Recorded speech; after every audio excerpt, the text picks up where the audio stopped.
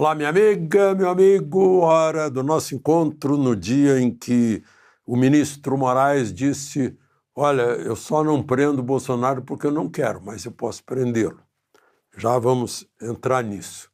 Hoje é 24 de julho, Dia Nacional do Suinocultor. Por que eu estou registrando isso? Porque na minha história, quando eu comecei no Banco do Brasil em Encantado, a principal atividade era suinocultura por lá. E quando menino, eu participei da inauguração da obra da Cooperativa dos Suinocultores de Encantado Limitada, porque meu pai estava transmitindo a solenidade na rádio Alto Taquari de Estrela, acho que foi em 1950, por aí. A cooperativa já tinha sido fundada antes, mas a obra foi naquele dia. Bom, e num dia como hoje, em 1833, Pedro, o nosso Pedro I, proclamador, declarou a independência do Brasil, entrou finalmente em Lisboa. Como eu comentei com vocês ontem, né? Ele deixou o menino Pedro. Ontem foi dia do golpe da maioridade, deixou o menino aqui como príncipe, mas ainda não era rei, né? E foi para lá para combater o irmão Miguel, porque a sucessora da coroa de Pedro, porque quando morreu João, Pedro é que virou rei de Portugal, imperador do Brasil é rei de Portugal, né? Mas aí ele abdicou em favor da filha dele, da Maria, que se tornou Rainha Maria II. Imagina que a Maria II, que se casou com um francês, teve 11 partos em 16 anos. E ela acabou morrendo de parto, morreu muito cedo. Mas era uma rainha que nasceu no Palácio de São Cristóvão, no Rio de Janeiro, rainha de um país europeu.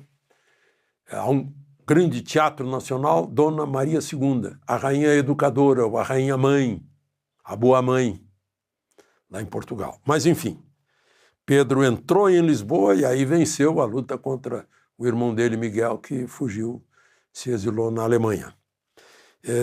Também num dia como hoje, 24 de julho, em 1839, o Giuseppe Garibaldi, tomou Laguna, conheceu a Anitta. Anitta, como a gente sabe, é diminutivo de Ana, né? É Aninha, significa Aninha. Conheceu a Anitta e proclamou a República. Sim, a República. Em 1839, proclamada por um italiano. Chamou-se República Juliana. Acho que é por causa do mês de julho. Espiridião a mim certamente sabe com certeza, né? Porque é um dos maiores historiadores de Santa Catarina. Mas durou só até 15 de novembro do mesmo ano. Olhem só que coincidência da história. Exatos 50 anos depois, também uma mulher aí, Deodoro proclama a República. No caso, a Maria Eulália, né? Maria Adelaide de Andrade Neves, que foi a causa real. Enfim, histórias, né? E também num dia como hoje, 1917, em plena Grande Guerra, França e Alemanha inimigos, e aí acusam a holandesa Mata Hari, que era uma dançarina de danças indianas, de ser espiã para os alemães. E a pobre Mata Hari é morta no fuzilamento.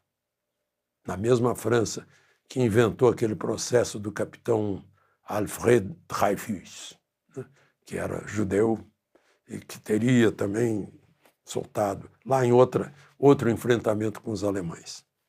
Ei, França! Hoje tem o Macron. Bom, então vamos aos fatos de hoje. Dia, como todos esses últimos dias, dia quente, né?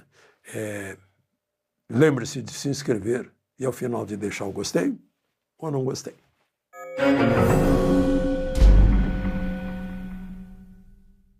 Bom, preliminares da história, Bolsonaro foi à Câmara, né, como vocês viram, tinha ido à Câmara, e aí mostrou a tornozeleira, né, o pessoal botou nas redes sociais. E aí vai ser preso, porque ele estava proibido de falar nas redes sociais. Só que ele não falou em rede social, qualquer coisa que ele fale. Hoje ele foi a uma padaria, entrou na padaria, foi lá, pegou o pastel, o caldo de cana e tal, e todo mundo filma. Ele não abriu a boca. Né? Vai entrar a imagem dele em rede social. Não está sob controle dele. Ele não pode ir para a cadeia porque alguém, um fã, um seguidor, olha, Bolsonaro disse viva a Constituição. Ah, ele está se manifestando. Hoje em dia né? A gente diz viva a Constituição, a gente vira manifestante e não cidadão brasileiro. É incrível. Né? Mas, enfim, aí ficou a dúvida. A defesa de Bolsonaro perguntou, enfim, né? Isso tinha sido anteontem, o fato que eu citei da tornozeleira. Perguntou para Moraes, olha, quais são as regras? Está muito incerto, muito subjetivo, muito genérico. Né? E ficou todo mundo esperando. Ontem eu conversei com vocês aqui dizendo, olha, até essa hora não chegou nenhuma decisão de Moraes sobre a consulta, sobre a manifestação, porque ele, inclusive, tomou a iniciativa de pedir satisfações para Bolsonaro. Por que ele fez isso? Aí hoje ele respondeu, ele repetiu todas as medidas cautelares e o essencial está na última página. São 7 páginas. Está aqui a 7ª página, datada de hoje, saiu há pouco. Efetivamente, não há dúvidas de que houve descumprimento da medida cautelar imposta, uma vez que as redes sociais do investigado Eduardo foram utilizadas a favor de Jair. O Eduardo postou as coisas do pai dele, lá nos Estados Unidos.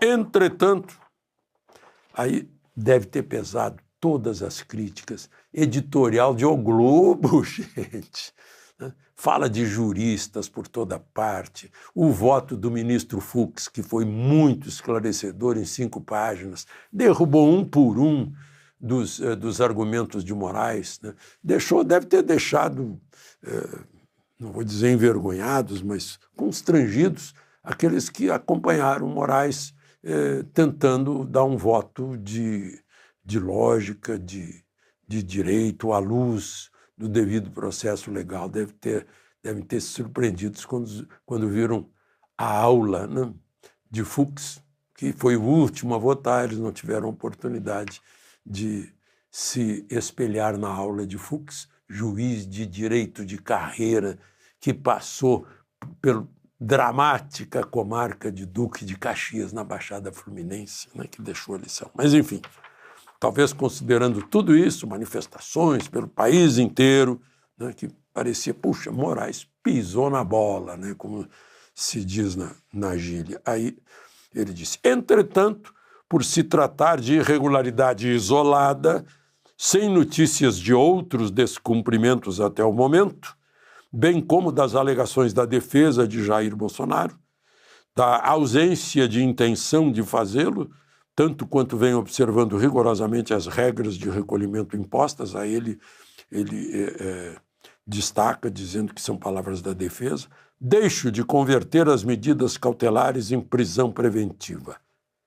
Aquilo que eu disse lá no início como chamada da nossa conversa. Eu posso prendê-lo, mas eu só não prendi porque não quis, porque foi uma vez. No entanto, sirva de lição para ele. Está aqui.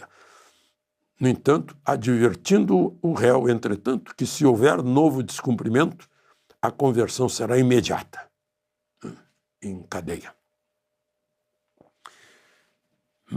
Aí, ou seja, ele não volta atrás em nenhum momento, aparentemente, expressamente. Ele confirma que saiu do trilho, não seguiu a cautelar que ele mandou, por isso ele pediu explicações para a defesa, mas olhou em roda, mas dessa vez passa, mas fica divertido que pode ir para a cadeia. Aí, o final. Diante do exposto, nos termos tal, mantenham as medidas cautelares impostas, ou seja, todas aquelas que vocês já sabem, não pode falar com Carlos nem com o Eduardo, não pode fazer declarações nas redes sociais, né? Não pode passar perto de embaixada, não pode conversar com nenhum diplomata estrangeiro. Que mais? O horário de... tem que chegar em casa, parece que 6 da tarde ou 7 da noite, ele só pode sair às 6 da tarde. Né? Aí diz assim, mantenham as medidas cautelares, ressaltando novamente que entre elas, eu não sei onde ele ressaltou, porque ninguém entendeu antes, inexiste qualquer proibição de concessão de entrevistas ou discursos públicos ou privados. Quer dizer, ele está afirmando que o Bolsonaro pode dar entrevista, pode fazer discurso, público ou privado. Discurso privado, bom, deve ser em auditório fechado, alguma coisa assim. Mas se ele der entrevista para uma televisão, a televisão tem seu canal nas redes sociais, continua com fumaça, não dá para ver direito. Pelos mesmos fundamentos, rejeita os embargos de declaração opostos por Jair Bolsonaro. Deve ter sido alguma coisa da defesa que queria que ele esclarecesse as coisas. Embargo de declaração é para esclarecesse as restrições. Então ele acha que já cumpriu claramente tudo, só que não. Porque eu continuo na dúvida, eu estava ouvindo agora uma colega jornalista no ar, na televisão, dizendo que também, e agora? Como é que fica as estações de televisão que têm canais nas redes sociais? Como é que fica? Então, tá aí, a defesa continua na dúvida. Continua na dúvida, eu até anotei aqui alguma coisa que a defesa falou. Ele não está proibido, mas como a defesa está dizendo isso. Como é que a gente vai entender essa história? Então é isso, minha gente. Continuamos na mesma, ou, aliás, o Bolsonaro e a sua defesa continua, então, para fazer melhor, fazer como fez hoje de manhã, ficou de boca fechada, não fala com ninguém, para evitar. Interessante que essa confusão toda é só por falta de esclarecimento. Vieram até falando da falha de crase. Né? Crase é a união do A com A, da preposição com A com artigo A, que é assinalada por um acento grave. Né? O acento se chama grave, não é crase. Crase é a união de dois, da preposição com artigo. Que pode acontecer, tem crase com E também, né? Eles veem, eles vêm. O verbo vir tem 2 Es aí, tem um acento circunflexo para sinalizar a crase. Só para aproveitar o esclarecimento. E ele cometeu esse engano várias vezes. E saiu lá um mais no lugar de mas, depois foi corrigido. De Brasília, Alexandre Garcia.